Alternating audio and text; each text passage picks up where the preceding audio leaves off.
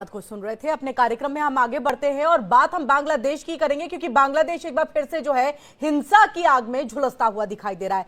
पूर्व प्रधानमंत्री शेख हसीना की पार्टी आवामी लीग के कार्यकर्ताओं और निर्दोष हिंदुओं को टारगेट किया जा रहा है।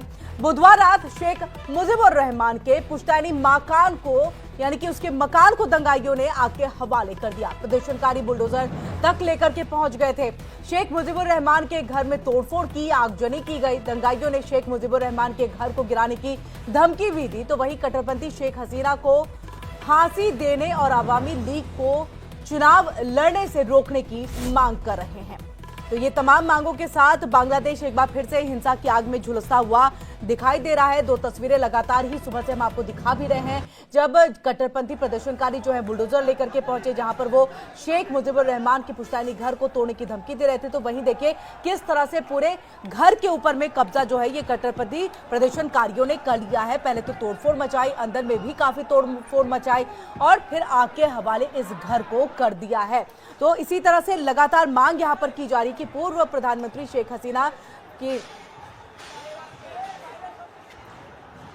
और चलिए इसी पर हम चर्चा की शुरुआत करते हैं। चर्चा की शुरुआत करेंगे, हमारे साथ तमाम मेहमान जो है वो जुड़ चुके हैं, उनसे हम आपका तारुफ करा देते हैं। रिटायर्ड मेजर जनरल है AK शिवाजी, रक्षा विशेषज्ञ हैं, आपका सर बहुत बहुत स्वागत है। और वहीं retired major general VK Datta ji है, रक्षा विशेषज्ञ हैं, आपका भी बहुत बहुत स्वागत है। और वहीं हमारे साथ कुछ देर के बाद सलाउद्दीन शोएब चौधरी, पत्रकार बांग्लादेश के, वो भी जुड़ेंगे। और इसी के साथ हम चर्चा की शुरुआत करते हैं। सबसे पहले major general AK Shivaji sir, आपके पास हम आते हुए देखिए, एक बार फिर से कट्टरपंथी सोच के जो प्रदर्शनकारी है वो बांग्लादेश पर हावी हो गए हैं।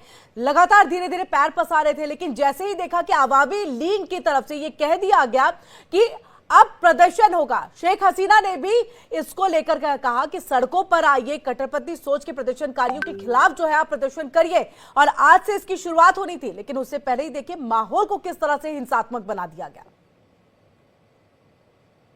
ये ऑर्केस्ट्रेटेड है, ये मोहम्मद यूनुस की गवर्नमेंट ने कराया हुआ है। ये सच्चाई है जो आप इशारा कर रहे थे, क्योंकि कहीं ना कहीं शेख हसीना जो अपने वर्कर्स से बात करके कह रही थी सड़कों पे आए, गलत काम मत होने दें।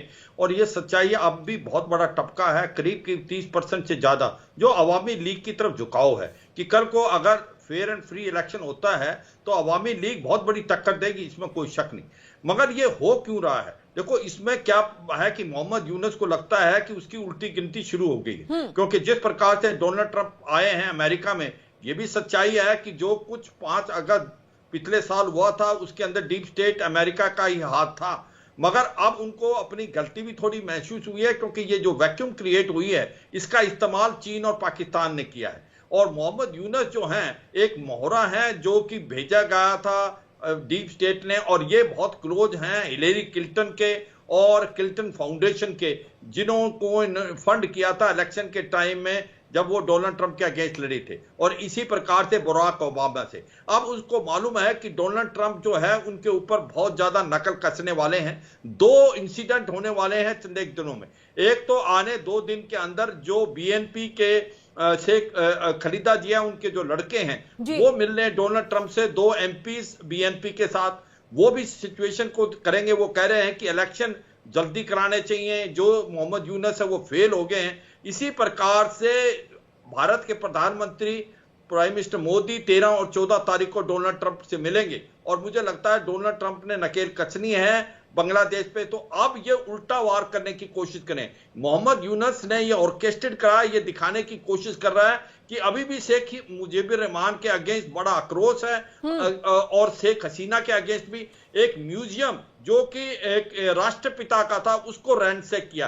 अब क्या जरूरत थी इसकी? वो बात अगर ये शुरू में होता तो फिर भी अलग बात मानते। इसका मतलब ये सच्चाई है कि मोहम्मद यूनुस जो हर जगह से फेल हो रखे हैं, आज रेडिकलाइजेशन की तरफ बांग्लादेश जा रहा है। जमाते इस्लामी और बांग्लादेश मुजाहिदीन रूस्ट कर रहे हैं, और ये एक मोखरा बन गया है मोहम्मद यूनुस। ये हर तरफ से फेल है। जो कार्रवाई कराई गई है ये बिल्कुल मोहम्मद यूनुस की एडमिनिस्ट्रेशन ने कराई है, ये जानबूझ के कार्रवाई मतलब इसमें कोई दो राय नहीं है, इसमें कोई दो राय नहीं है कि ये मोहम्मद यूनुस के ही तरफ से जो है, उनकी एडमिनिस्ट्रेशन की तरफ से जो है वो कराया गया। मेजर जनरल VK दत्ता जी, आपके पास हम आएंगे।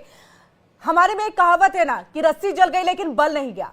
यही मोहम्मद यूनुस के साथ जो होता हुआ दिखाई भी दे रहा है। देखिए एक बार फिर से, जैसे ही शेख हसीना जो है या फिर आवामी लीग की अगर हम बात करें, एक्टिव मोड में दिखाई देते हैं कि वापस से हमें वहां पर बांग्लादेश में आकर के चुनाव कराना है और दोबारा से सत्ता पर काबिज होना है। देखिए ये हर किसी का राइट है कि आप जाए, लोगों से बातचीत करें, प्रचार करें, चुनाव आप लड़ सकते हैं, यह हर किसी का राइट है और लोकतंत्र है। बांग्लादेश के अंदर में तो अब तक लोकतंत्र चल रहा था, अब कट्टरपंथी सोच जो है वहां पर हावी है।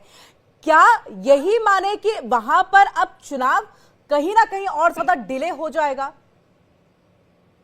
देखिए ऐसा है कि जो सिचुएशन अभी बांग्लादेश में पैदा हुई है, ये एक unlawfully appointed adviser to Bangladesh, ये कहां से आया, किसने भेजा, किसने इसको चुन लिया, किसी को कोई मालूम नहीं है। ये हम सबको मालूम है कि किस प्रकार इसको वहां पे इंस्टॉल किया गया, किस प्रकार शेख हसीना की गवर्नमेंट को तख्ता पलट किया गया और इसके पीछे कौन कौन सी शक्तियां थी। अभी ये मालूम होने के बाद कि इसके पीछे कौन कौन सी शक्तियां थी, चाहे वो अमेरिका का डीप स्टेट था या प्रीवियस अमेरिकन एडमिनिस्ट्रेशन थी, वो पाकिस्तान आईएसए के साथ में उनको इस्तेमाल करके, जमायती इस्लामी को इस्तेमाल करके इन्होंने शेख हसीना का तख्ता पलटा। और आज के दिन में पाकिस्तान की आईएसआई वहां पे बहुत एक्टिव है और जो एक मुल्क अपनी हिस्ट्री से नहीं सीखता वो दोबारा उस गलती को दोहराएगा।